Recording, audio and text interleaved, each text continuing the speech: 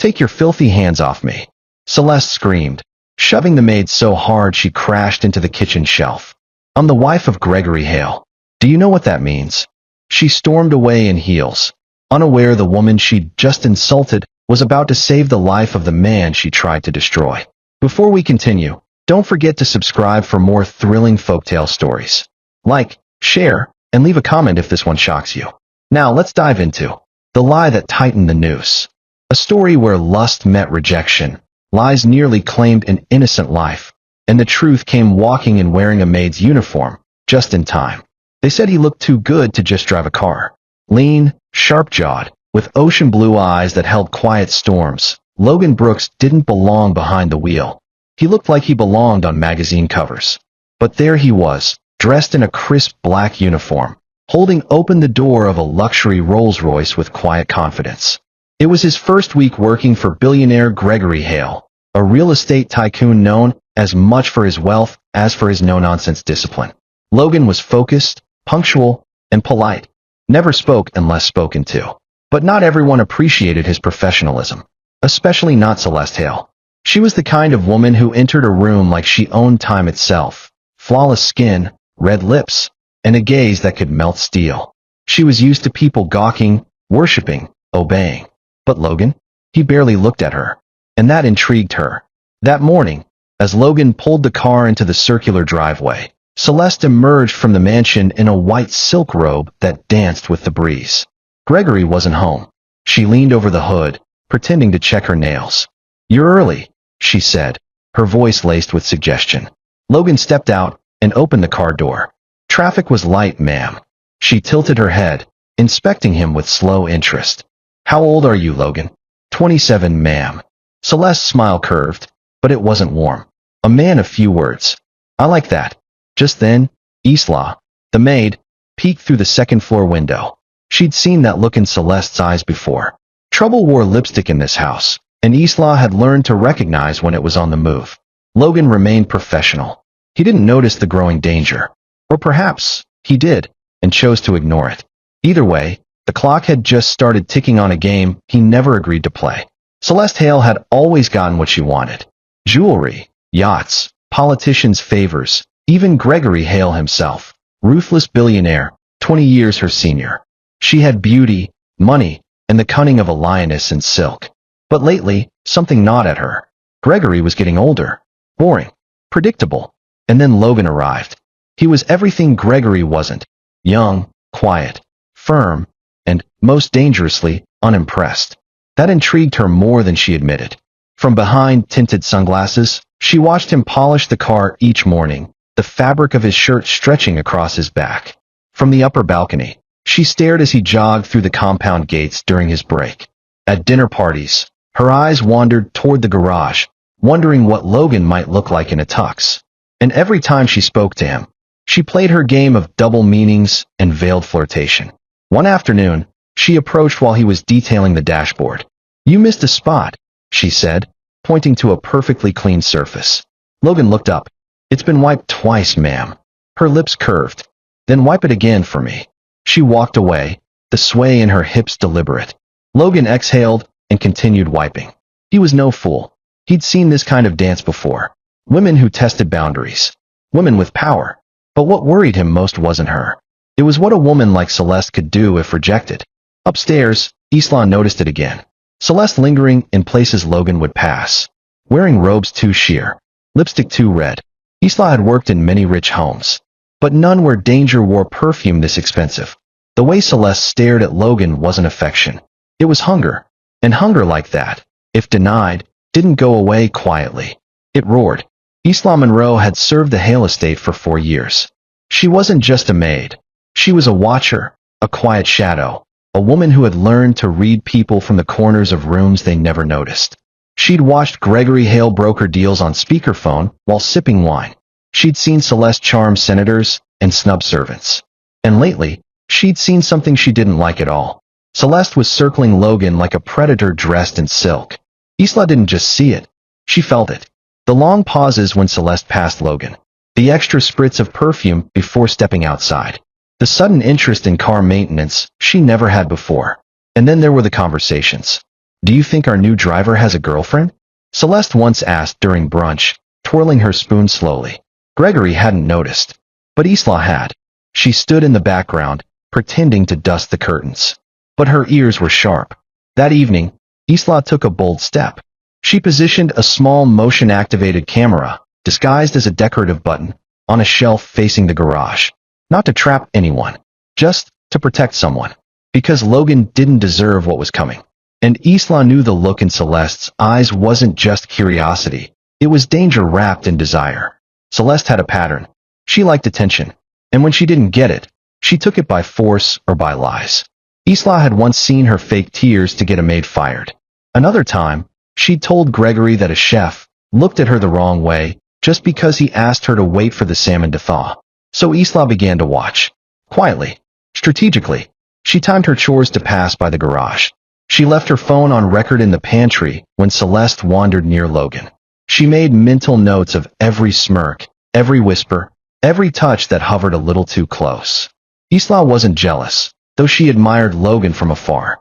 She was cautious, because in a house as grand as the Hales, it wasn't money that made the rules. It was who had proof when the lies began. It started with a silence that felt too thick. The garage was usually Logan's sanctuary. Clean, quiet, humming with the scent of leather and engine oil. But today, the air was heavier, still, like something was watching. He had just finished inspecting the tires on the Rolls-Royce when the door clicked shut behind him. He turned. Celeste Hale stood in the doorway. Alone. No heels this time. Barefoot, in a silk slip that clung to her like heat. She held a wine glass in one hand, a smirk in the other. "Busy, Mr. Brooks?" she purred. Logan straightened, wiping his hands with a cloth. "Just finishing up, ma'am." She stepped forward slowly, glass glinting under the overhead lights. "I was wondering something." He stayed still, respectful but alert. "Yes, ma'am." She closed the distance. "You've worked here 2 months. Driven me all over this city. But not once have you looked at me the way other men do." Logan's jaw tightened. "I try to keep things professional, Mrs. Hale." "Oh, don't be so formal," she cooed, reaching out to brush invisible dust from his shoulder. "You're not just a driver. I see the way women look at you. The way you carry yourself. Confident. Controlled. That's rare." He stepped back subtly, putting space between them.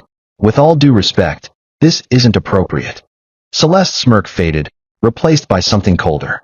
"You think you're too good for me?" Logan exhaled, steady. "I think you're a married woman. And I work for your husband." She circled him like a lioness, stopping behind him. "You really going to pretend you don't want this?" He turned to face her, eyes clear and firm. "I'm not pretending. I don't." Her expression cracked. Just slightly. But the fury beneath the glamour simmered fast. "You'll regret this," she said sharply, voice no longer silk, but steel. "You don't know who you're saying no to." "I do," Logan replied. "That's why I said it." Without another word, Celeste turned and walked out, slamming the door behind her. Logan stood still, heart pounding, not from desire, but from dread. He didn't just reject a woman. He rejected Celeste Hale. And deep down he knew a storm was coming. Celeste didn't return to the main house immediately after leaving the garage. She paced the garden barefoot, her wine untouched, her pride bruised. No man had ever rejected her. Not the married ones. Not the loyal ones. And certainly not a driver. She was used to power, used to being desired, obeyed, worshipped. Logan's refusal didn't just offend her. It shamed her. By the time she stepped into the living room, her eyes had changed. The flirtation was gone. In its place was something colder. Calculating. Upstairs, Logan stood before the mirror in the staff quarters.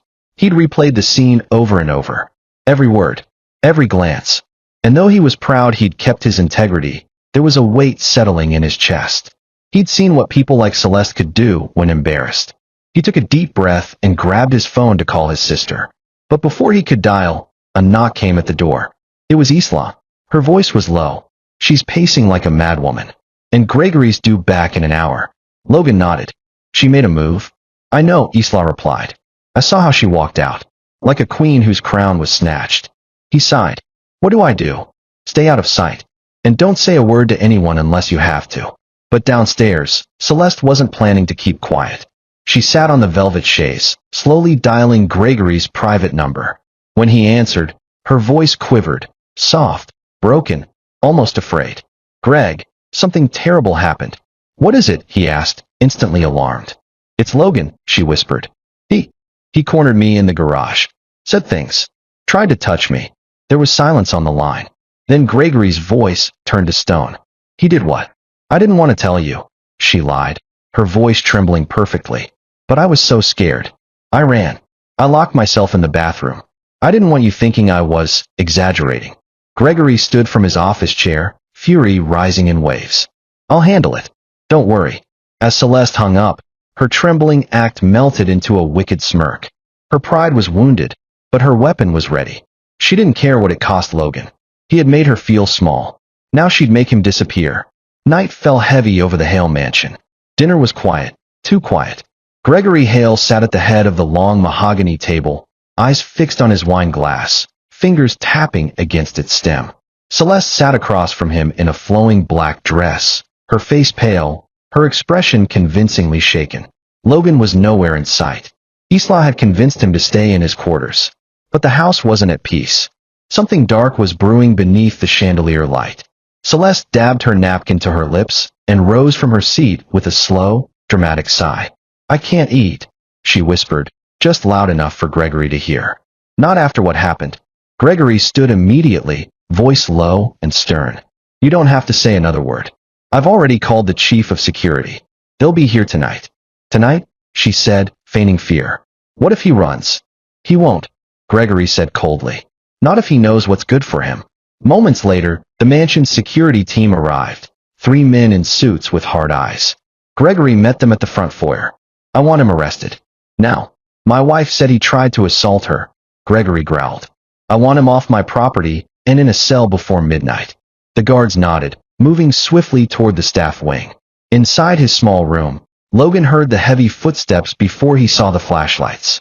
The door burst open. Hands where we can see them. Logan blinked in disbelief. What's going on? You're under arrest for attempted rape. One of the men barked, twisting his arms behind his back. What? Logan's voice cracked. That's not true. I never touched her. But his words fell into a wall of silence. The cuffs clicked. His legs buckled. Isla heard the commotion from the hallway and stepped out, eyes wide. What's happening? Stay out of this, one guard warned. As Logan was dragged down the hallway, he locked eyes with Isla, silent, devastated. She nodded slightly. She knew he was innocent, and she knew exactly who was lying. Downstairs, Celeste watched from the shadows of the staircase, her lips curved just slightly. Gregory didn't notice. His focus was fixed on Logan being hauled out like a criminal. She trusted you, Gregory hissed. And you betrayed her. Logan didn't reply. There were no words that would be believed tonight. Only truth. And right now, it was bound, cuffed, and being shoved into the back of a security van. Gregory Hale didn't sleep that night. He paced his home office like a caged wolf, one hand gripping a half-empty glass of bourbon, the other curling and uncurling with fury. The image of his wife's tear-streaked face haunted him, her soft voice, trembling lips, the way she described Logan forcing himself on her in the garage. And that boy had the nerve to play innocent?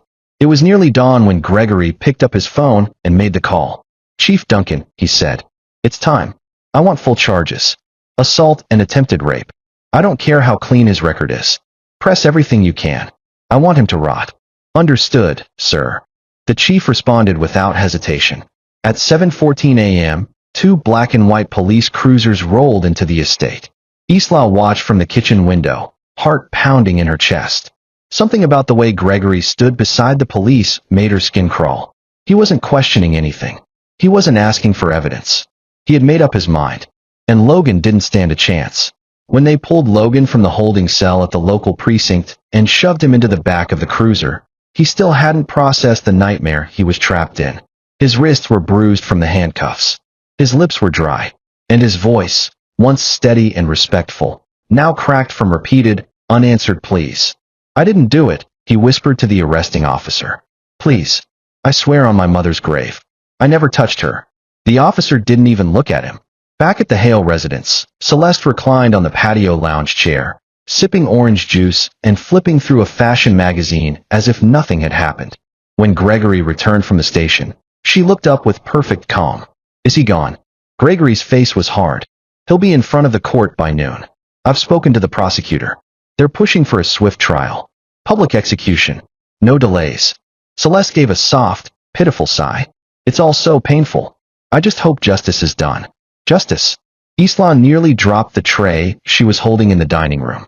She'd heard those words too many times in rich homes. They never meant what they were supposed to. She slipped away to her quarters, locked the door, and opened her dresser.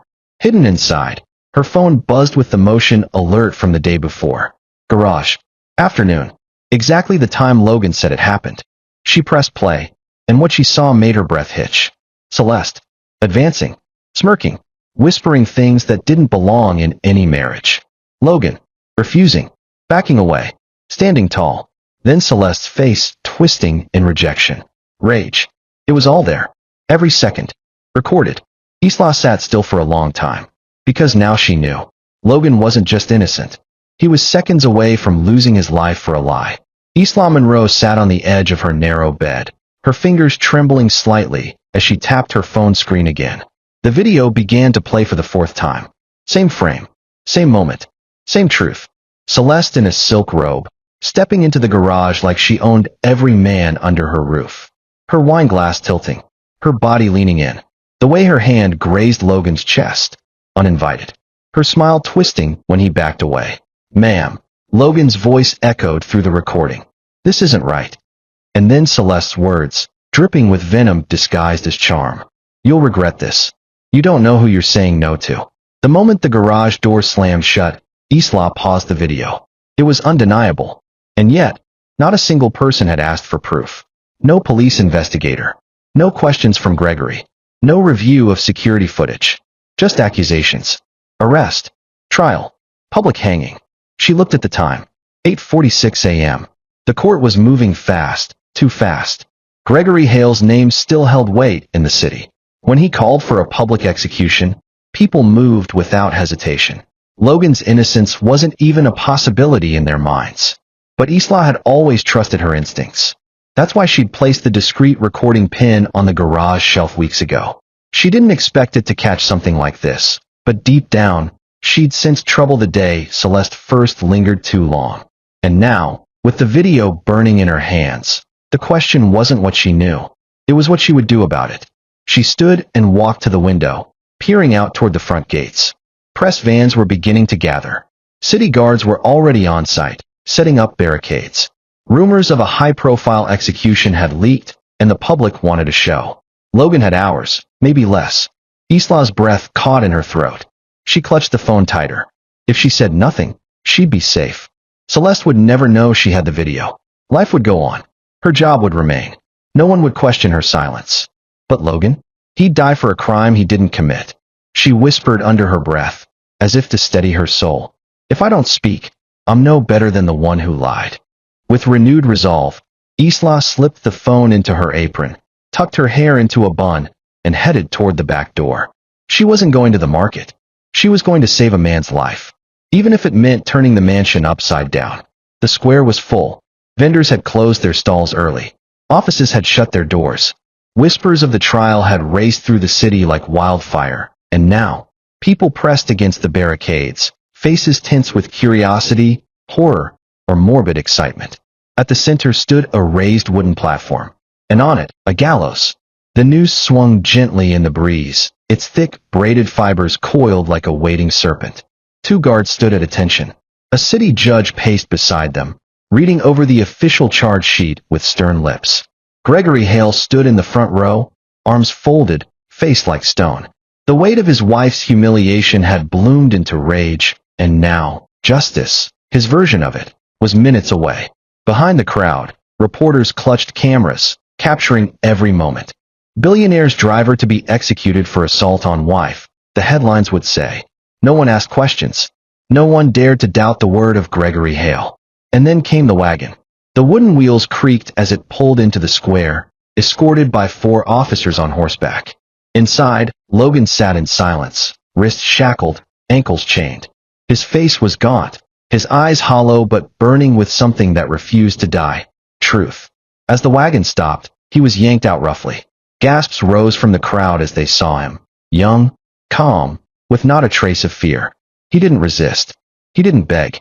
But as he was marched up the steps, he scanned the sea of faces, searching, hoping. Isla wasn't there. The judge began reading the charges aloud, his voice echoing through a loudspeaker. Logan Brooks, charged with attempted rape of Mrs. Celeste Hale, sentence, death by public hanging. The noose was lowered. Logan was guided forward. His heart pounded so loud, he could barely hear the crowd anymore. A guard forced him onto the trapdoor. The noose was looped around his neck, scratchy, tight, final. A hush fell. Then the judge asked the question every man heard before the rope snapped.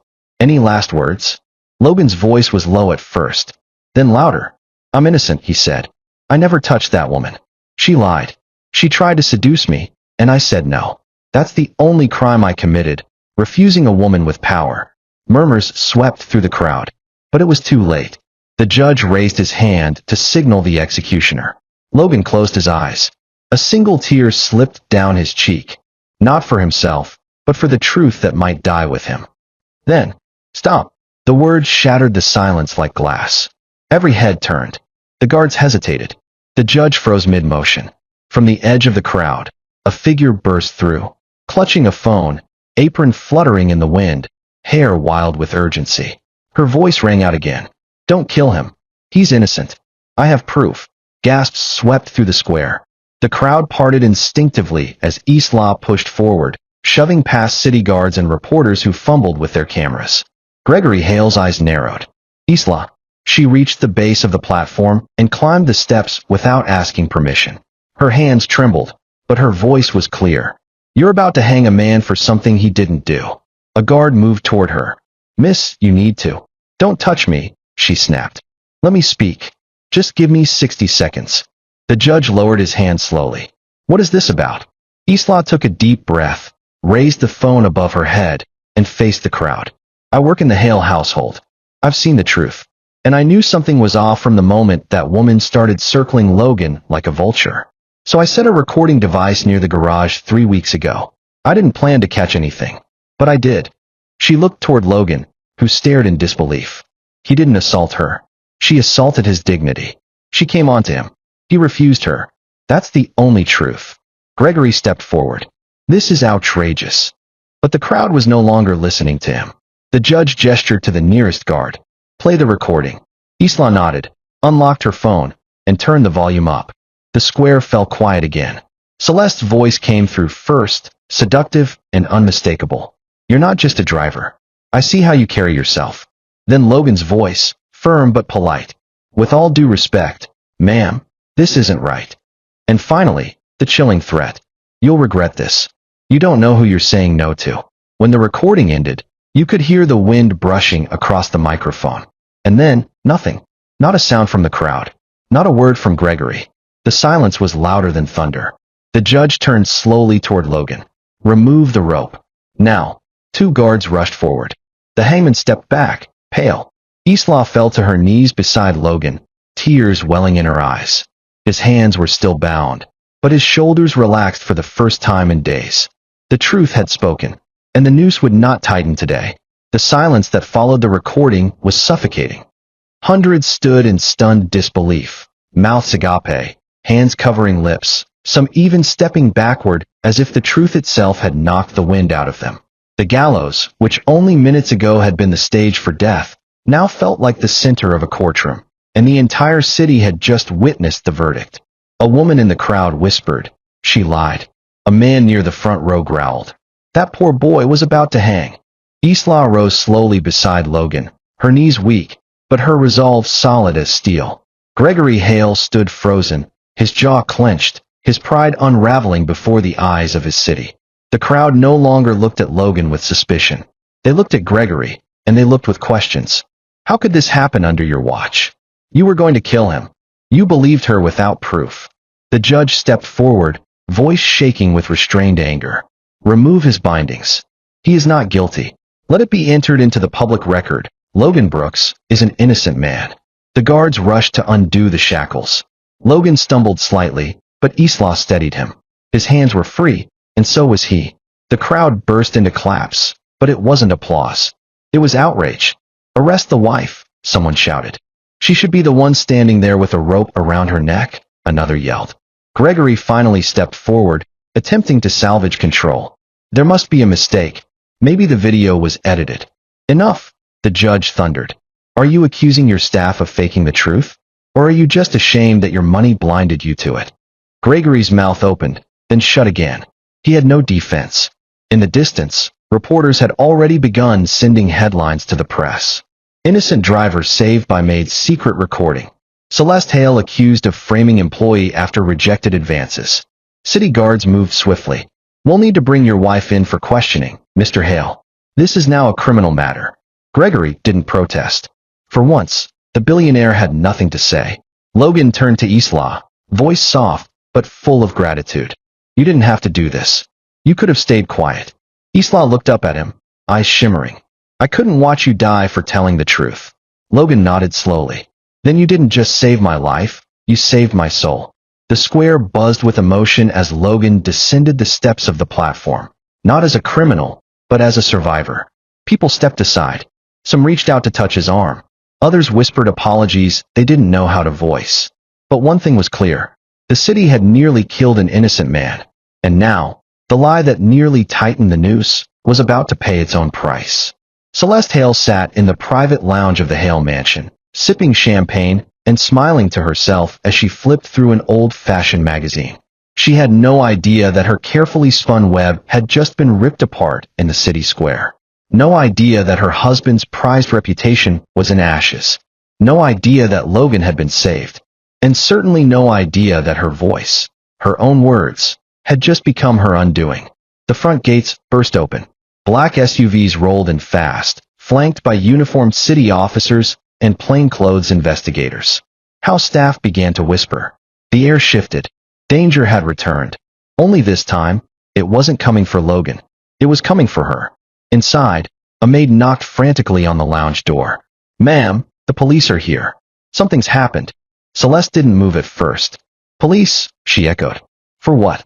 I'm the victim. But when she saw Gregory's pale face outside the glass window, stone cold, speechless, destroyed, she felt the first prick of unease. Then the door flew open. 2 officers stepped inside. Celeste Hale, you are under arrest for filing a false report, obstruction of justice, and attempted judicial murder. Her champagne glass slipped from her fingers, crashing against the marble. What? No, this is a mistake. I was attacked. Hee. Save it for the courtroom, one officer snapped. We've seen the footage. They moved toward her. She backed away. Don't touch me. I'm a Hale. You were a Hale, one of the guards muttered under his breath. Celeste bolted for the side hallway, heels clacking violently across the floor. But she didn't make it far. 2 guards blocked her path.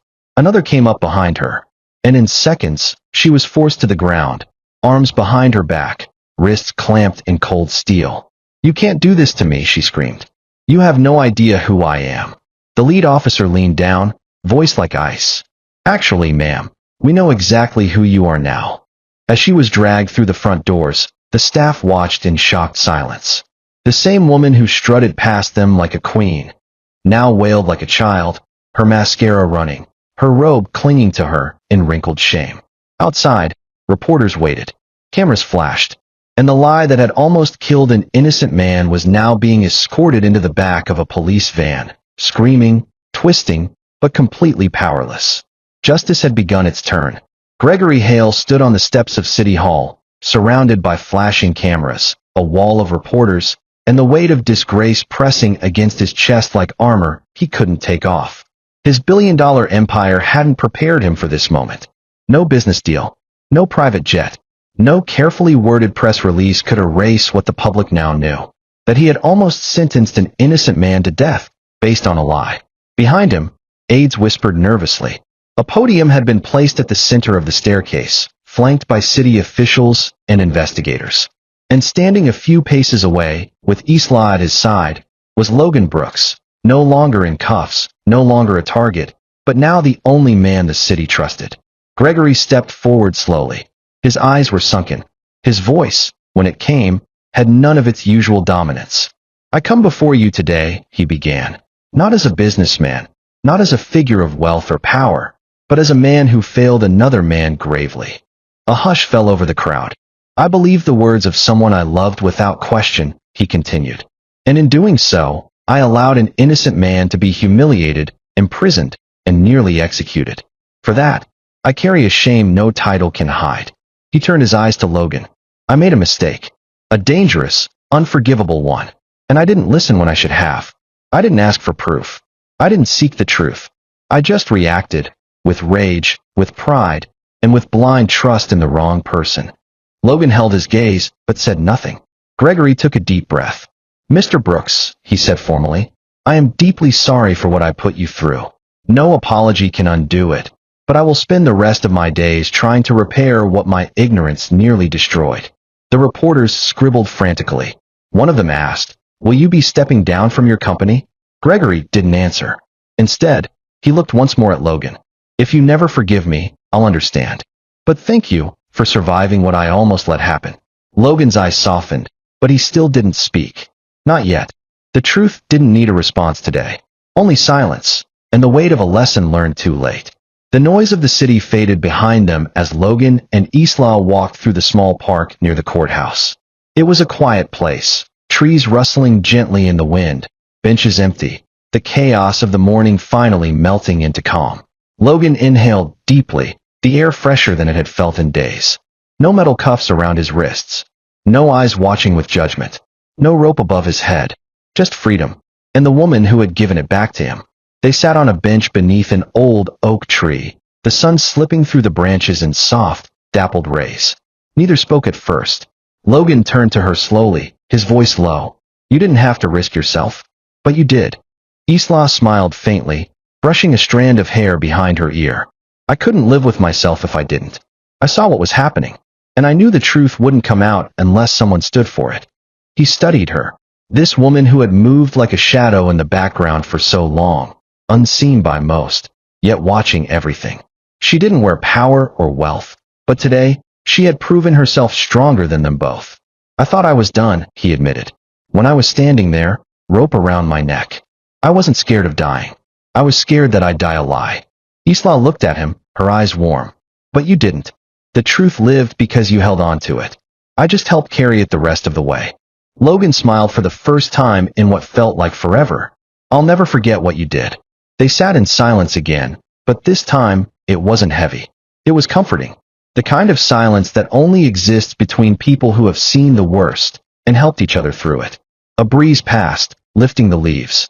Somewhere nearby, a bird chirped. Logan glanced over.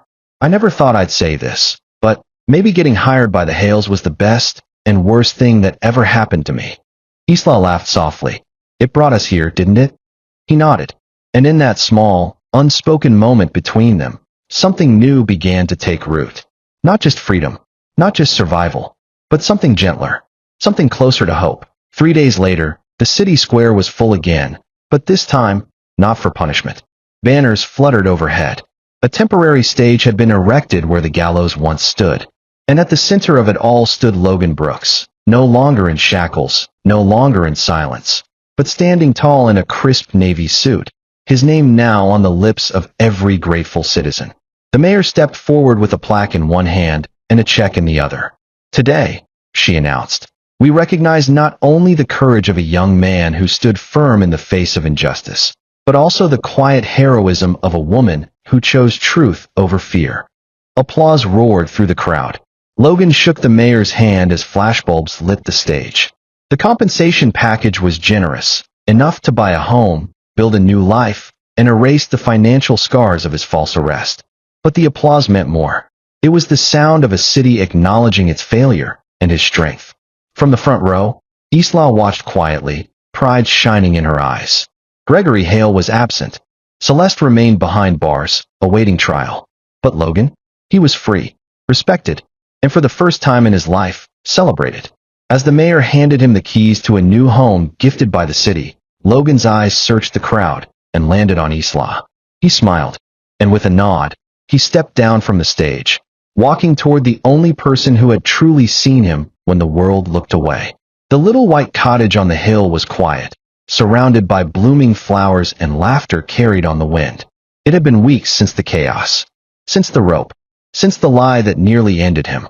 Logan now worked with a youth outreach center, helping troubled boys learn skills and discipline. But more than a career, he had found purpose. And beside him, through every moment of rebuilding, had been Isla. One evening, as the sun dipped behind the hills, he led her to the garden they'd planted together. "I thought I owed you everything," he said softly, taking her hands. "But what I feel now, it's not debt. It's love." Isla's breath caught. From his pocket, Logan pulled out a simple silver ring. No diamonds, no grandeur, just sincerity. "Marry me," he said. "Not because you saved me, but because you've shown me what life could be." Tears slipped down Isla's cheeks. She didn't hesitate. Yes. And in that quiet corner of the world, where truth had once fought for breath, love finally spoke and was heard. And so, the rope meant to end an innocent life never tightened. Instead, it unraveled the pride of the powerful and tied together the hearts of two souls who saw each other in silence. Celeste Hale, once untouchable, sat behind bars, stripped of luxury, title, and lies. Her name, once whispered in admiration, was now spoken with shame. Gregory, humbled, stepped away from the spotlight, reminded that wealth means nothing when truth is ignored. But Logan Brooks, the driver once overlooked, rose not with revenge, but with peace. And Isla, the maid no one noticed, became the voice that changed everything. Because sometimes, justice doesn't ride in with sirens. Sometimes, it walks in quietly, wearing an apron and carrying a phone. Let this be the tale that reminds you. Lies may travel fast, but truth, when it arrives, never misses its mark. And when you're given the chance to speak up for what's right, take it. Because one voice, one video, one act of courage can save a life. If this story moved you, don't forget to like, comment, and share it with someone who believes in truth. Subscribe for more powerful stories that prove not all heroes wear capes, some wear aprons.